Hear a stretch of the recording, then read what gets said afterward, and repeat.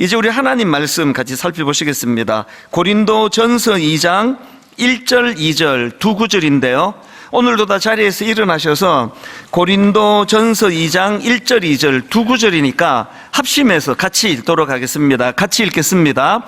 형제들아, 내가 너희에게 나아가 하나님의 증거를 전할 때에 말과 지혜의 아름다운 것으로 아니하였나니 내가 너희 중에서 예수 그리스도와 그가 십자가에 못 박힌 것 외에는 아무것도 알지 아니하기로 작정하였습니다.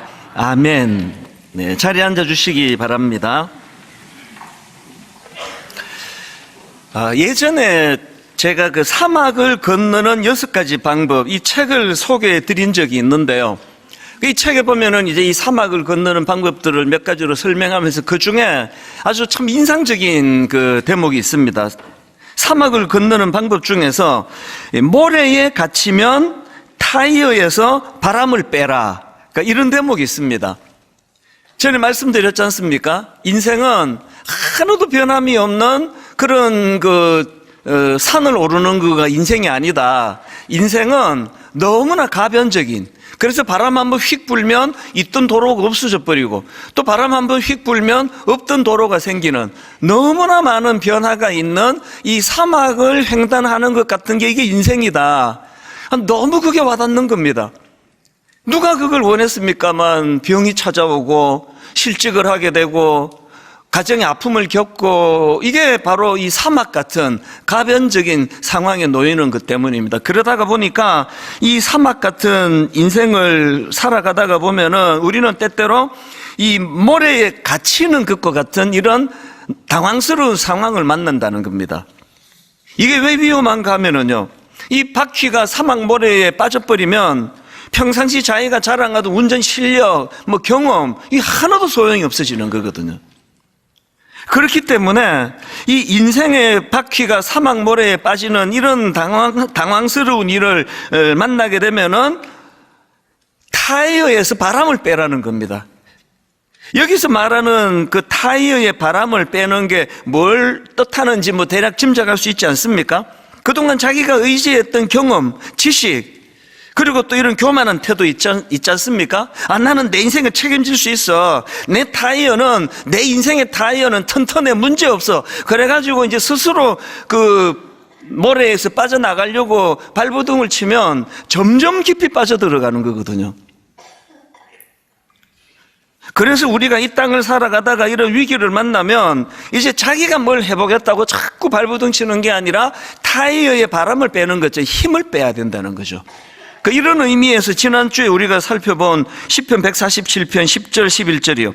여호와는 말의 힘이 세다 하여 기뻐하지 아니하시며 사람의 다리가 억세다 하여 기뻐하지 아니하시고 여호와는 자기를 경외하는 자들과 그의 인자하심을 바라는 자들을 기뻐하시는도다. 지금 내 인생의 타이어가 사막 모래에 빠져있는 이것만 두려워하지 말고 그것들을 뛰어넘어 일하시는 여호와 하나님을 경외하면, 그래서 내 힘 빼고 하나님을 의지하면 이런 위기에서 빠져나갈 수가 있다. 그런 내용의 메시지가 바로 이제 사막에서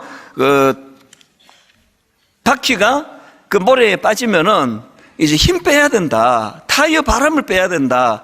그게 주는 메시지가 이런 것 같습니다. 저는 오늘 본문 말씀도 이런 차원으로 살펴볼 수 있다고 생각을 합니다. 오늘 본문은 사도 바울이 고린도 교회 성도들에게 쓴 편지입니다.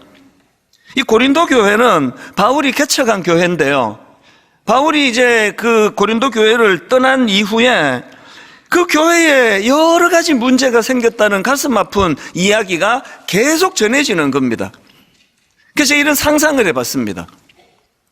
제가 이제 분당 우리 교회를 사임하고 그리고 이제 아프리카 선교사로 갔는데 계속 분당 우리 교회에서 들려지는 이야기가 이제 이찬수 목사님 떠나시고 나서 이 교회가 지금 문제가 생기고 쪼개질 위험이 있고, 그리고 후임으로 오신 분이 알고 봤더니 그분이 싹군이래 가지고 교회가 지금 흔들거리고 있습니다. 그런 이야기가 들려지면 억장이 무너질 것 같아요.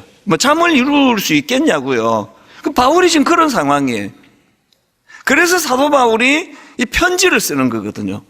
실제로 이 고린도 교회가 여러 가지 문제를 안고 있었는데요. 그 중에서 가장 심각한 문제는 그 교회 안에서의 분쟁과 파벌의식입니다.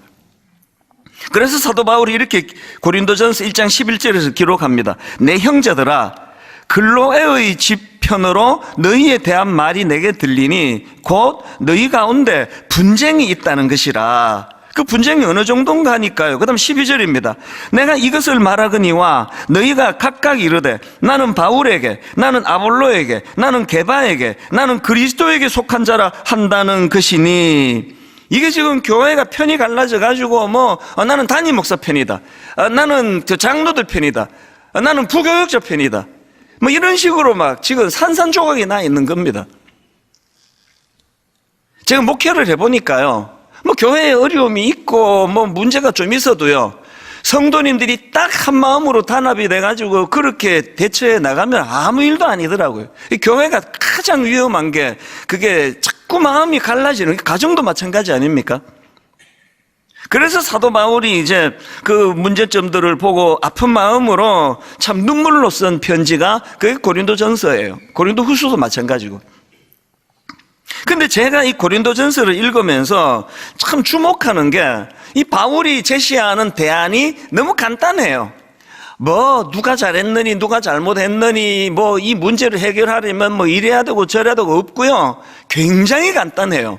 사도 바울의 해법이 바로 오늘 본문 고린도전서 2장 1절과 2절인데 그 해법을 한번 보십시오.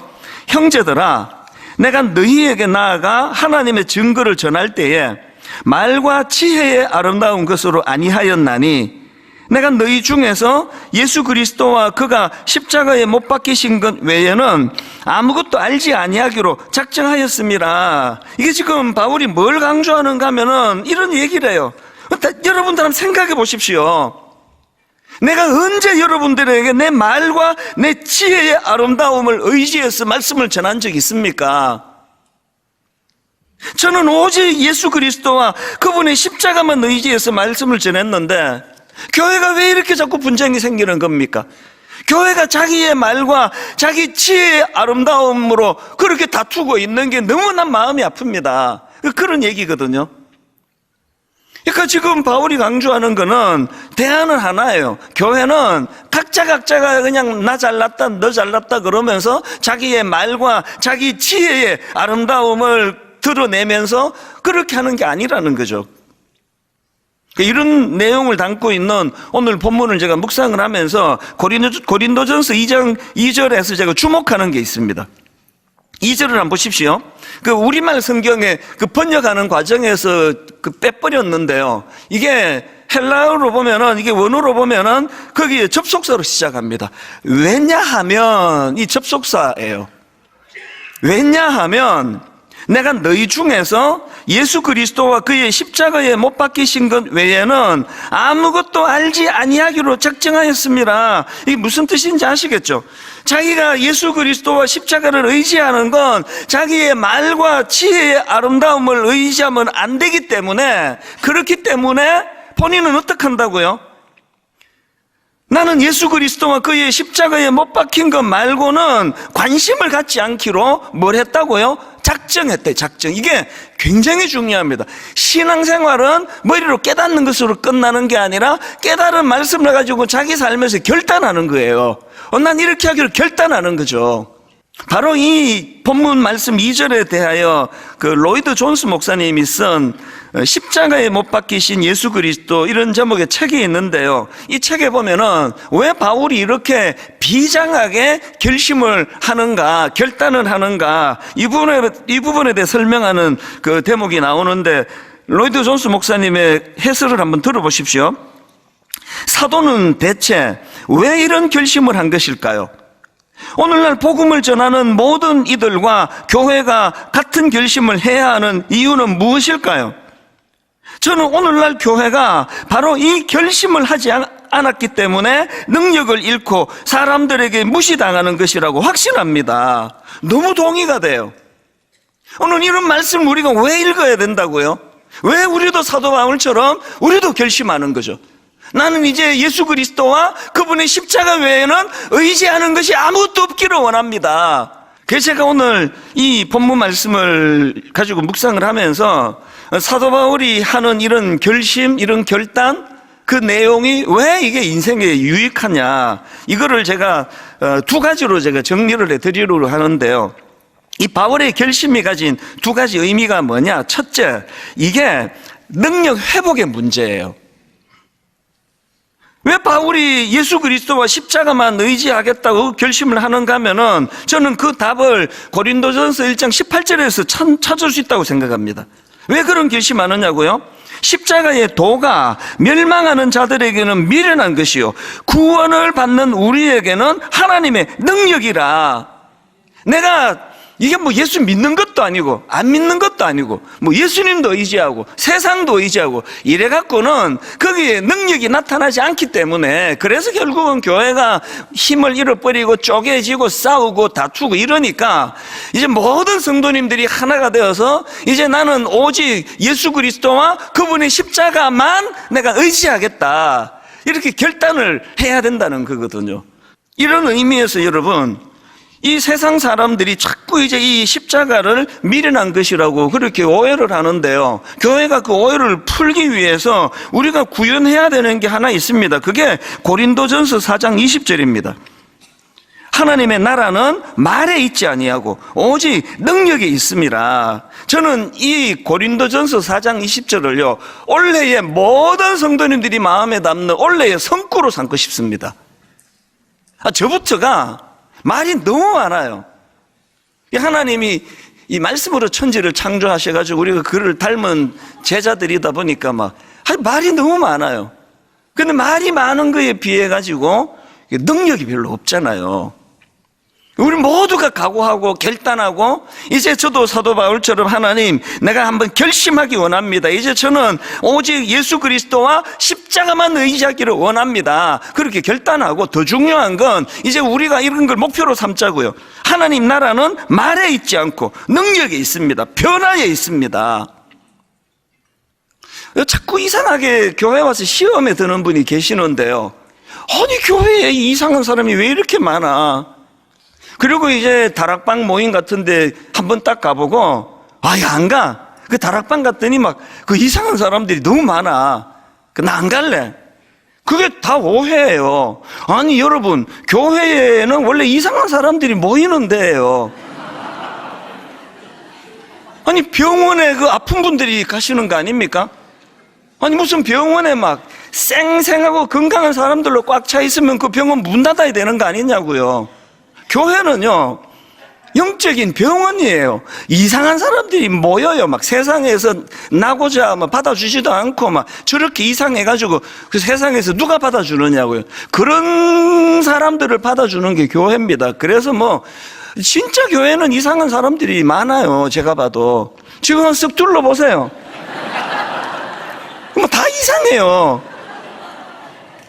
여러분이 썩 봤는데 다 멀쩡하고만 그러면 자기가 이상한 거예요, 지금. 여러분의 담임 목사, 옛날에 저 참 이상했으면 괴팍하고요. 지금도 그런데요. 공사 중이죠. 나아지고 있죠. 저는요, 작년에 이 손톱이 빠질 것처럼 그래서 다 죽었다가 완전히 살아나는데요. 새해가 밝았어도 이게 내 인생의 교훈이에요. 이걸 만져보면 이게 울퉁불퉁해요. 아무 일 없었던 이쪽 손톱은 매끈매끈한데 이거는 울퉁불퉁, 이게 은혜예요. 못생겼어요, 지금도. 근데 이게 지금 공사 중이라니까요. 좋아지고 있는 거거든요. 이게 우리예요. 다치고 상하고 깨지고, 그래서 그냥 마음에 울분이 많고, 또 마음에 또 좀 이제 성격적으로 온순한 분이 상처가 많으면 자꾸 위축이 되고, 그게 우리 인생이에요. 우리는 성화를 향해, 그게 저는 확신하거든요. 이제 이 오른 손톱도요, 반드시 이제 정상으로 돌아올 거라고 저는 채근하지 않아요. 기다려주면서, 이게 습관이 됐습니다. 계속 제가 만져요. 이 은혜가 되는 거죠. 이게 저였는데. 그래서 여러분, 교회는요, 이상한 사람이 많아서 문제가 아니라요. 문제가 뭐죠? 교회가 이상한 사람이 왔는데 안 변하는 게 그게 이상한 거라는 거죠. 자꾸 뭐 교회는 왜 이렇게 이상한 사람이 많아 그러지 마세요. 병원에 가가지고 왜 이렇게 환자가 많아 짜증나. 그럼 그분이 이상한 거잖아요. 교회는 이상한 사람을 받아주는 곳이에요. 그런데 교회는 아까 뭐라 그랬죠? 하나님의 나라는 말에 있지 않고 오직 능력에 있습니다. 이론 받아 적는 게 그게 예배가 아니고요. 하나님의 능력이 나타나는 그 현장이 예배거든. 그러니까 여러분 한번 저를 더 따라해 보시면 좋겠습니다. 한번 따라해 보세요. 하나님의 나라는 말에 있지 아니하고 오직 능력에 있습니다. 참 저 사람이 이상한 사람이었고 내가 이상한 사람이었는데 그 능력 있는 복음의 말씀 앞에서 내가 이상하네, 나 이런 사람 아닌데 아니 왜 자꾸 저 사람이 내가 용납이 되지? 난 이런 사람 아닌데 왜 자꾸 어떻게 저 사람 용서가 되지? 아니 이 대목에 내가 지금 불같이 화가 나야 되는데 아니 왜 이렇게 화가 안 나지? 이상하네. 이게 남 얘기가 아니고 저 얘기예요. 그러면서도 아직은 울퉁불퉁해요. 점점 좋아질 거라는 그 기대감을 가지고 확신을 가지고 그래서 이걸 만질 때마다 낙심이 되는 게 이게 아직도 울퉁불퉁한 애가 아니에요. 반드시 변화될 깨끗해질 이 손톱을 제가 기대하면서 이거를 이렇게 습관적으로 만질 때마다 하나님 앞에서 이게 내 모습인데 이게 교회예요. 능력이에요, 능력. 여러분 창세기 1장에서 하나님이 그 흑암과 혼돈 가운데 빠져있던 그 상황에서 하나님의 창조 사역이 창세기 1장에서 시작이 되는데 저는 여기서 반복되는 그 패턴을 제가 은혜를 최근에 다시 받았습니다. 창세기 1장 1절에서 태초에 하나님이 천지를 창조하시니라 그렇게 선포하시고는요 3절을 한번 보십시오. 하나님이 이르시되 빛이 있으라 하시니 빛이 있었고 이 패턴이 계속됩니다. 자 1장 6절 한번 보십시오. 맨 먼저 시작하는 게 뭡니까? 하나님이 이르시되 물 가운데 궁창이 있어 물과 물로 나뉘라 하시고 하나님이 궁창을 만드사 궁창 아래에 물과 궁창 위에 물로 나뉘게 하시니 결론 그대로 되니라. 시작이 하나님이 이르시더고요 결과가 그대로 되니라. 하나님이 이르시되 그대로 되니라. 하나님이 이르시되 그대로 되니라. 이게 뭘 이야기하느냐고요. 하나님 말씀이 가진 능력이에요. 변화시키는 능력. 우리가 지금처럼 이렇게 세상 사람들 앞에 조롱당하고 끝까지 교회가 그게 그 웃기는 집단이지 뭐 하는 데냐, 교회가 이상한 것들이 모여가지고 이렇게 교회를 조롱하고 이렇게 한다 할 때 그것을 대응하는 유일한 우리의 대응은 하나예요. 하나님의 능력을 경험하는 거죠. 하나님의 능력. 그래서 나도 그 예수 믿기 전에는 당신처럼 그렇게 생각했는데 내가 예수 믿고 그게 아니더라. 교회는 능력이더라. 변화를 일으켜주더라. 내 안에서 이상한 그 신기한 마음이 무너지고 낙심되고 절망되는 상황에서도 신비하게 주님이 주시는 기쁨이 새 노래를 만드는 걸 경험하더라. 당신도 와서 이거 한번 경험해봐라. 이게 교회여야 되는 거죠. 저는 J.D. 그리어라는 분이 쓴 Jesus Continued라는 그 책에서 이 책의 부제가요, 요즘에 제 마음의 구호예요. 이 책의 부제가 이렇습니다. 복음으로 천하를 어지럽게 하라. 복음으로 천하를 어지럽게 하라. 이게 저와 여러분의 구호가 되기를 원해요. 복음으로 천하를 어지럽게 하라. 막 지금처럼 막 분쟁으로 천하를 어지럽게 하라. 이건 안 되잖아요. 복음으로, 복음의 능력으로, 변화를 일으키는 복음의 능력으로 천하를 어지럽게 하라. 이런 일이 가능하기 위해서 우리는 사도 바울의 고린도전서 2장 2절에 사도 바울의 이 결심, 나는 결단하노라, 이 필요하다는 거죠. 그런가 하면 두 번째로요, 오늘 본문에 나오는 사도 바울의 결심이 가진 의미가 뭐냐? 이건 그 하나님에 대한 전적인 의지의 문제라는 겁니다. 지금 바울이 나는 그리스도와 십자가 외에는 아무것도 알지 않겠다, 이 결심이 중요한 이유는요, 자기가 이제 주님에게 집중할 때에 아까 거기서 능력이 나타나는데요. 그래서 여러분, 누가 이제 회사 갔더니 여러분 보고 근데 그 종교가 있습니까? 그러면 여러분이요, 나 기독교입니다. 그리고는 나 예수 믿습니다 이렇게 말씀을 만약에 여러분 하시잖아요. 그 뜻은요, 나는 예수 믿습니다 이 말은요, 나는 예수님만 믿습니다 이런 뜻이에요. 나 예수 믿습니다 이 말은 나는 예수님만 믿습니다 이런 뜻이라니까요. 나는 예수님도 믿고요, 나는 돈도 믿고요, 또 필요할 때 부처님도 믿고요, 또 알라신도 믿습니다. 그건 예수 믿는 게 아니에요. 나는 예수 믿습니다 이 신앙 고백에는 나는 예수님만 믿습니다예요. 그래서 사도 바울이 지금 나는 그리스도와 십자가 외에는 아무것도 알지 않기로 나는 결심했다, 결단했다, 이거는 나는 예수 제대로 믿겠다 그 표현이에요. 왜 그래야만 하느냐고요? 왜 여러분이 예수님만 믿어야 되는지 아십니까? 이건요, 그 주님에 대한 전적인 의지의 문제예요. 예수님이 하신 말씀이 요한복음 15장 5절입니다. 나는 포도나무요 너희는 가지라. 그가 내 안에 내가 그 안에 거하면 사람이 열매를 많이 맺나니 나를 떠나서는 너희가 아무것도 할 수 없습니다. 그리고 요한복음 15장 4절이요. 내 안에 거하라. 나도 너희 안에 거하리라. 가지가 포도나무에 붙어 있지 아니하면 스스로 열매를 맺을 수 없음 같이 너희도 내 안에 있지 아니하면 그러하리라. 지금 주님의 이 말씀은요, 지금 이 가지가 포도나무에 붙어 있는 건 이건 생존이에요. 이거는 삶과 죽음의 문제예요. 그래서 저희 교회는 강단에 꽃꽂이를 안 합니다. 뭐 예산 제약도 있고 여러 가지 이유가 있지만 저는 어떨 때 그 예쁘게 꽃꽂이한 꽃을 보면 어떨 때 슬퍼요. 어떨 때 진짜 슬퍼요.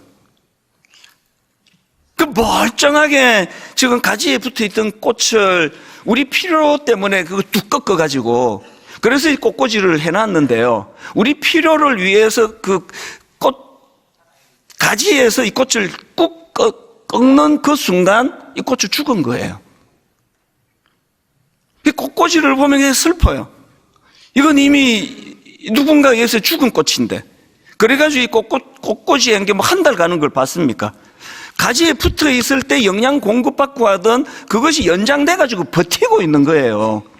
여러분, 지금 하나님 없이 이 세상에서 너무나 그냥 화려하고 막 엄청난 분들을 보면은 저는 항상 꽃꽂이를 생각해요.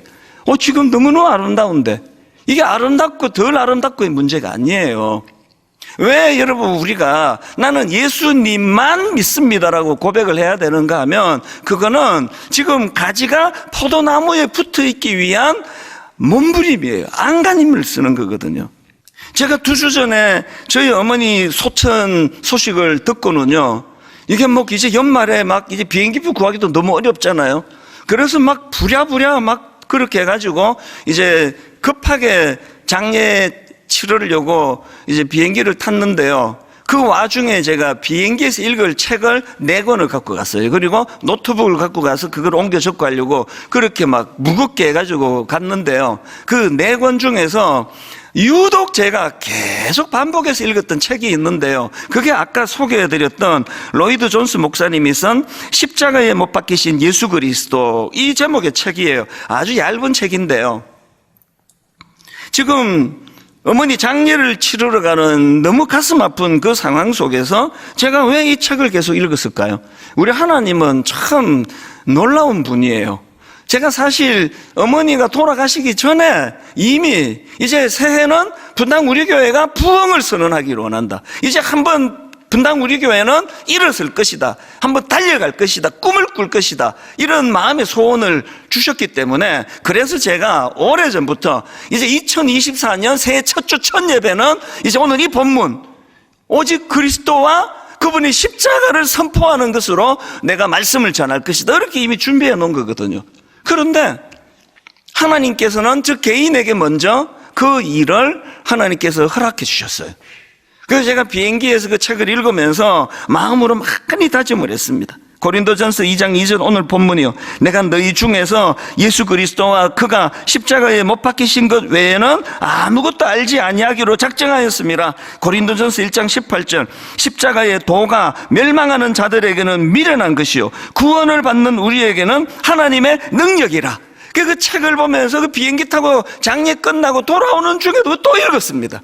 이걸 제가 다짐을 했더니 우리 하나님께서 저에게요, 제 마음을 맴돌게 하는 찬양을 주셨습니다. 이것도요, 장례가 났기 때문에 이 찬양을 제가 받은 게 아니고 2024년은 분당 우리 교회가 다시 한번 제2의 전성기를 꿈꾸고 부흥을 꿈꾸고 은혜를 누리기를 원한다고, 그래서 이제 오늘 본문 말씀을 계속 묵상했더니 하나님이 이 찬양을 저에게 주신 지는 한두 달 됐을까요? 그랬는데 이게 본격적으로 제 마음에서 작동을 이 찬양이, 심지어는요, 장례식 중에 하나님이 제 마음에서 막 이 찬양을, 가사를 제가 다 못 외워요. 그래서 이제 다 가사를 부르지도 못하는데 막 제가 예를 쓰면서 이 찬양의 곡조를 가지고 막 그렇게 이제 장례식장에서 많이 울기도 하고 그랬었습니다. 이 찬양이요, 찬양의 심포니라는 제목의 찬양입니다. 제가 가사를 한번 읽어 드릴게요. 우주의 작곡자요 지휘자가 주의 오케스트라 앞에 서네. 피조물은 정교한 악기들로 하늘의 물이 환호하네. 여러분, 신앙생활에서 중요한 건 상상력이에요. 영적인 상상력을 가지고 지금 이 가사가 묘사하는 그 장면을 한번 머리로 한번 그려보세요. 그 다음 가사가 이렇습니다. 찬란한 사계절 박자를 알리네. 주님 신호에 태양 새벽 나팔 부네. 지금 아침에 일출을 이렇게 지금 묘사한 거예요. 회오리 바람 힘차게 불어와 지휘봉에 맞춰 몰아치네. 대양의 파도가 해안을 두들기고 은하수 춤추며 회전하네. 거칠은 박자로 빗방울 떨어지네. 천둥과 번개도 손뼉치네. 심포니로 찬양, 주님께서 지휘하시네. 크고 작은 만물들 모두 소리 높여 심포니로 찬양해. 그리고 그 다음 가사가 주님을 이렇게 찬양합니다. 존귀, 존귀, 죽임당하신 어린 양, 심포니로 찬양. 옛부터 계신 주님께 영광. 크고 작은 만물들 모두 소리 높여 심포니로 찬양. 존귀, 존귀, 죽임당하신 어린 양, 존귀, 존귀, 어린 양 예수, 심포니로 찬양, 심포니로 찬양. 장례식이 지금 벌어지고 있는데, 미국은 또 그 고인의 그 장례관을 열잖아요. 그렇게 예쁘게 화장을 하고, 그래서 제가 막 어머니가 이게 막 잘 잤다 그러고 막 일어나오실 것 같은 거예요. 그 눈물의 장례식 가운데 하나님이 이 찬양을 제게 주셨어요. 그리고 하나님이 놀라운 깨달음을 주셨는데요, 이 찬양을 막 아마 한 수십 번, 수백 번을 제가 계속 되뇌었을 겁니다. 그러는 가운데 하나님이 주신 두 가지 깨달음이 이거예요. 지금 내 영혼이 연주자로 하나님 앞에 서기를 원한다면 내 인생의 지휘자는 예수 그리스도세요. 여러분, 내 인생의 지휘자, 저는요, 소천으로 인한 어머니의 부재가 너무 마음이 아파요. 그리고 저는 어머니의 영향을 많이 받은 사람이에요. 그러나 여러분, 저는 확실하게 선포합니다. 제가 어머니 영향을 많이 받은 사람 확실한데요, 그러나 여러분, 저의 어머니는 내 인생의 지휘자가 아니세요. 내 인생의 지휘자는 예수 그리스도세요. 저희 어머니는요, 주님의 지휘에 인생을 온전히 맡겼던 저의 선배 연주자세요.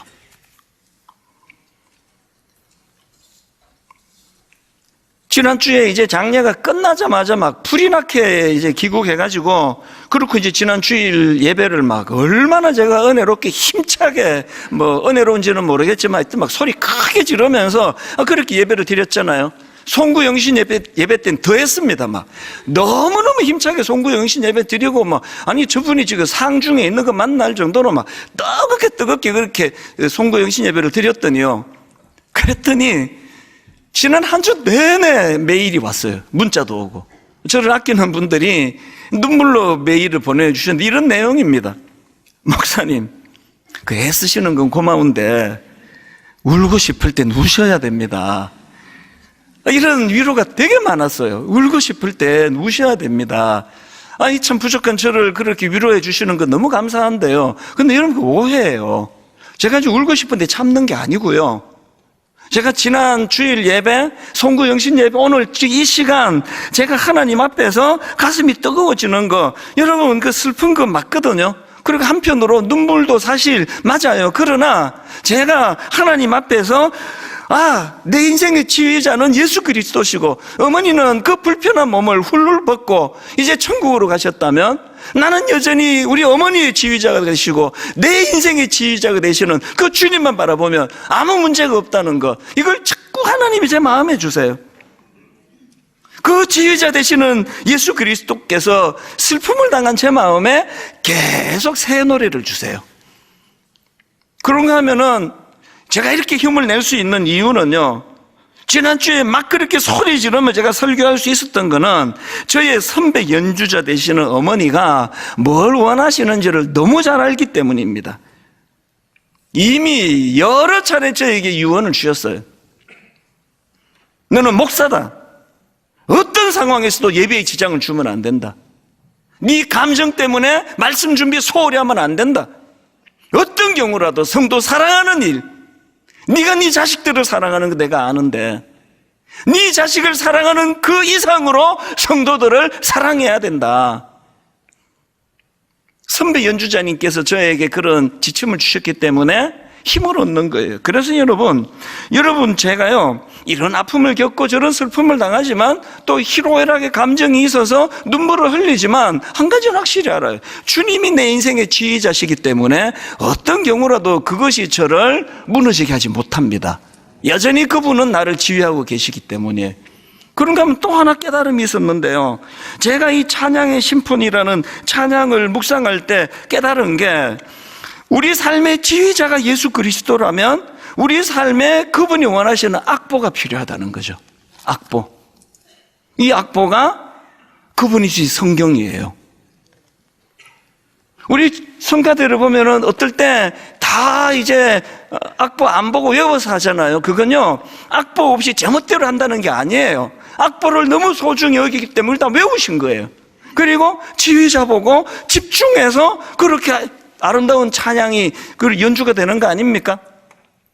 분당 우리 교회는 말씀 묵상, 이찬수 목사가 이 교회 지휘자고요, 이찬수 목사가 악보고요. 그러면 이 교회는 망하는 게 나아요. 지휘자는 예수 그리스도시고 그분이 원하시는 악보. 그래서 우리 교회는요, 하여튼 우리 교회에서 적응하고 계시려면 말씀 묵상하셔야 돼요. 한 구절 묵상. 이거 어떻게 해서든 악보를 소중히 여기는 거죠. 홈페이지 들어오시면요, 이제 또 1년 1독, 또 3년 1독, 드라마 바이블, 그리스도 중심의 성경 읽기, 성경 읽기표, 여러 종류의 여러분들이 골라 하시도록 다 내놓은 이유는 악보가 없는데 무슨 찬양을 연주합니까? 오늘 결론을 이렇게 맺기 원합니다. 오늘은 새해 첫날이에요. 새해 첫날 우리 두 가지 아셔야 됩니다. 이제 하나님, 제가 이제 내 인생의 지휘자가 내 남편이 아니고 내 아내가 아니고 내 자식들이 아니고, 내가 우리 부모님을 존경하지만 우리 부모님은 나보다 앞선 연주자시지, 우리 부모가 내 인생의 지휘자가 아닌 걸 알게 됐습니다. 내 인생의 지휘자로 예수 그리스도를 바라보기 원합니다. 그리고 그분의 말씀을 다루고 있는 악보, 성경 말씀을 내가 가까이 하기를 원합니다. 여러분, 우리가 이제 좀 더 큰 그림을 그리자고요. 맨날 그 아무것도 아닌 거 가지고 맨날 다투고 싸우고 오해하고 섭섭하다 그러고 막 이게 좀 이제 지긋지긋하잖아요. 큰 그림을 그리면서 태양이 올라오고 우주가 움직여지고 그 우주를 지휘하시는 그 하나님이 내 인생의 지휘자가 되신다는 사실. 그런가 하면은 작년에 계속 강조드렸잖아요. 올해부터 분당 우리 교회 예배는 관람객 한 분이세요. 하나님 한 분을 모시고 그분 앞에 거대한 연주를 드리는 게 예배예요. 그분 앞에 퍼포먼스예요. 그래서 우리가 받아 적고 참 은혜 받고 이것도 하나님 앞에 드리는 헌신이에요. 더 표현하자고요. 더 강렬하게 표현하자고요. 그걸 오늘 할 거예요. 이제 여러분, 아까 제가 소개해드렸던 찬양의 심폰이라는 이 찬양을 여러분 모두가 성가대원에 대해서 올려드릴 텐데요, 이제 우리 이동선 전사님과 찬양팀, 그리고 좀 번거롭겠지만 우리 찬양대원을 저 강단으로 초대를 좀 했습니다. 우리 한번 모든 성도님들이 거대한 퍼포먼스, 유일한 관람객 되시는 하나님 앞에서 이 찬양을 올려드릴 텐데요. 먼저 오래전에 저희 연합성가대에서 이 찬양의 심포니를 연주를 했는데요. 이제 먼저 이걸 한번 들어보세요. 이 찬양을 여러분이 먼저 들으면서 가사를 한번 집중해 보시고, 내가 이제 이 연주자가 될 거야, 이제 그런 아름다운 첫 주일 예배를 올려드리기 원합니다. 이제 그 영상을 다 같이 함께 보시도록 하겠습니다.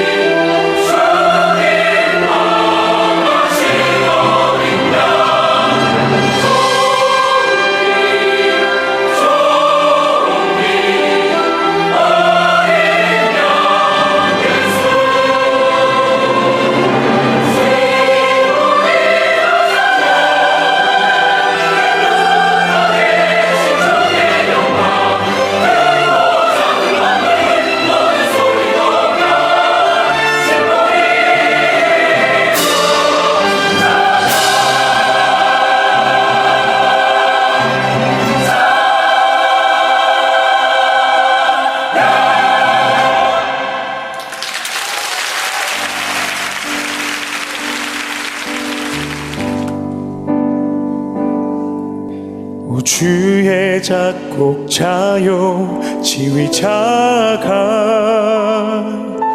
주의 오케스트라 앞에 서네 비조물은 정교한 악기 들고 하늘의 물이 환호하네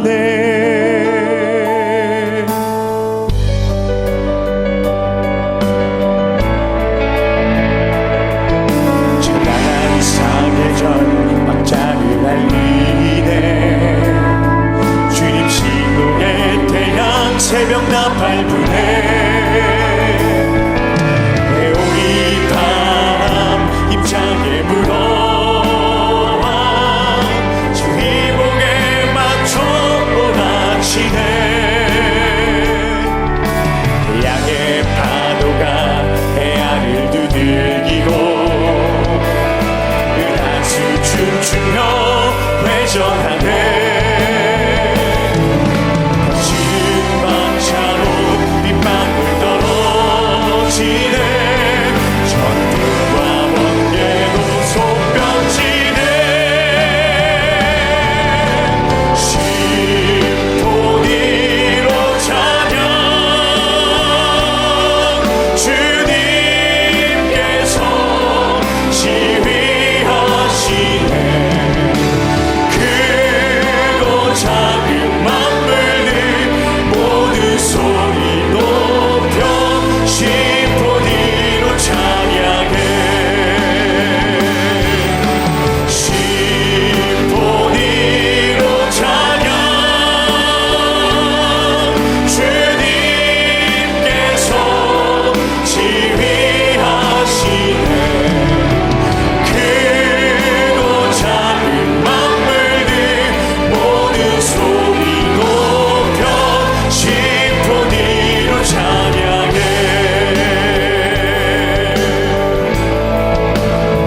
아멘.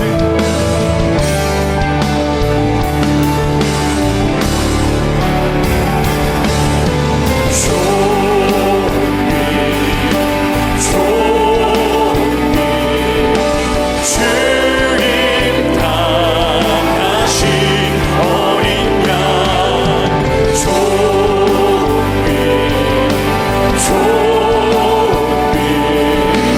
어린 양 예수.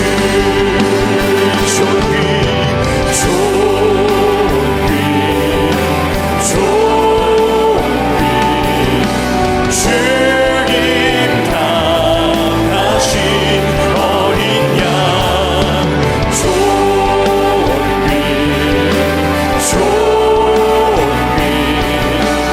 어린 양 예수. 심포니로 찬양. 심포니로 찬양. 예쁜 터에 신주께 영광. 크고 작은 만물들 모두 소리 높여 심포니로 찬양해. 심포니로 찬양. 예쁜 터에 신주께 영광. 크고 작은 만물들 모두 소리 높여. 이 시간 우리 모두 다같이 자리에 일어서서 주님을 찬양하며 나아갑니다. 심포니로 찬양. 예쁜 터에 신주께 영광. 크고 작은 만물들 모두 소리 높여 심포니로 찬양. 심포니로 찬양. 심포니로 찬양. 예쁜 터에 신주께 영광. 크고 작은 만물들 모두 소리 높여 심포니로 찬양해. 크고 작은 만물들 모두 소리 높여 심포니로 찬양.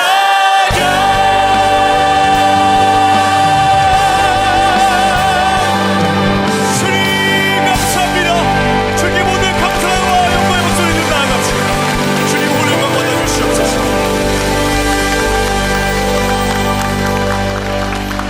여러분, 새해가 밝았대지만 이게 저절로 밝아지는 게 아닙니다.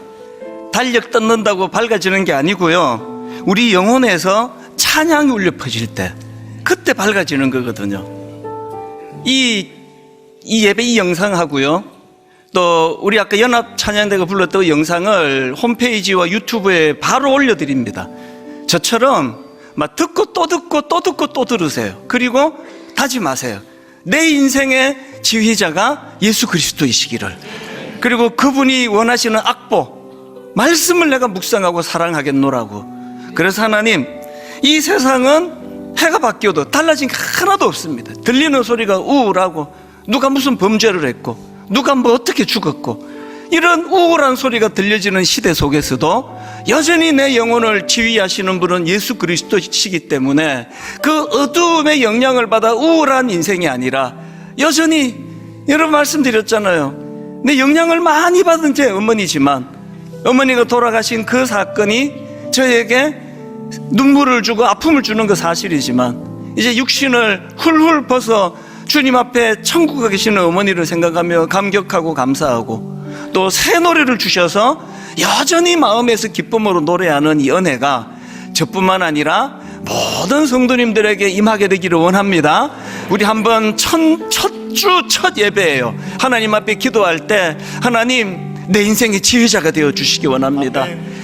우울한 소리가 들리고 때로는 사랑하는 일을 잃기도 하고 원하는 일을 잘 이루지 못한 아픔이 있다 할지라도 여전히 내 인생을 지휘하시는 여호와 그 우리 예수 그리스도를 기억하고 하는 힘을 내겠습니다. 우리 가정을 살려주시고 우리 자녀들을 보살펴주시고, 하나님 한 번 분당 우리 교회가 올해 영적으로 부흥을 맛보게 하여 주시옵소서. 우리 한 목소리로 우리 주님 앞에 통성으로 같이 기도하시겠습니다. 살아계신 하나님 아버지, 새해 첫 예배를 우리 하나님 앞에 올려드리게 주니 감사합니다. 서로 마을이 고백되는 것처럼 나는 오직 예수 그리스도와 우리 십자가 외에는 아니지 말씀 붙들고 자가요 주시옵소서. 나는 오직 예수 그리스도의 십자가만을 의지하고 있습니다. 그 예수 그리스도의 고백에 십자가 사랑을 기억하다가 예수님 잡고 우선 얘기를 원합니다. 우리 모두 될 수 있도록 주여 주시옵소서. 우리 교회 가운데 제일 예수 그리스도가 주님만을 사용하여 주시옵소서. 우리 모든 상황과 세대로 열심을 해 주님을 섬기는 데를 앞장서며 나아가시는 우리 모두가 될 수 있도록 인도하여 주시옵소서. 주님 홀로만 받아주시옵소서. 주님 그 영광만을 갖고 주님의 모든 영광을 드리며 나의 주님을 찬송하며 예배하며 나아가시는 우리가 될 수 있도록 인도하여 주시옵소서. 이 육신의 사랑을 먹는 이 영혼을 드리고 영원한 신과 하나님 그 예수를 하나님의 날마다 지니하여 주시옵소서. 우리의 참으로 넘치는 기쁨과 평안과 어둠을 사랑하시는 우리에게 주어진 모든 것들을 하나님 앞에 드리며 신기하며 나아가시는 우리의 하루를 되시고 온 한 해가 될 수 있도록 주여 역사하여 주시옵소서. 주님을 예배하여 주시옵소서. 주의 인도하심 따라 간절하게 주님을 따라갑니다. 우리가 드리는 예배합니다. 해마다 신기로 주님을 찬양하며 나가게 하여 주시옵소서. 그리고 모든 해모가 연주를 기쁨하며 맛보게 하여 주시옵소서. 나아갈 때에 주님 그 가운데 내가 쓰임받기로 나부터 주님을 찬송하며 주님을 높이는 내 가장 어떤 나 주님을 찬양으로 주님을 나아갈 수 있는 우리가 될 수 있도록 내가 될 수 있도록 주여 인도하여 주시옵소서. 주님 이름을 신뢰하여 찬양하며 주시옵소서. 하나님의 나라는 말에 있지 아니하고 오직 능력에 있습니다. 내가 너희 중에서 예수 그리스도와 그가 십자가에 못 박히신 것 외에는 아무것도 알지 아니하기로 작정하였습니다. 하나님 아버지, 사막을 지나는 것 같은 이 고단한 인생길에서 내 운전 솜씨를 자랑하고 내 차 바퀴를 자랑하던 우리 인생이 그 사막 모래에 바퀴가 빠져버릴 때가 있습니다. 이건 내 사전에 없었는데, 이건 내 계획이 없었는데,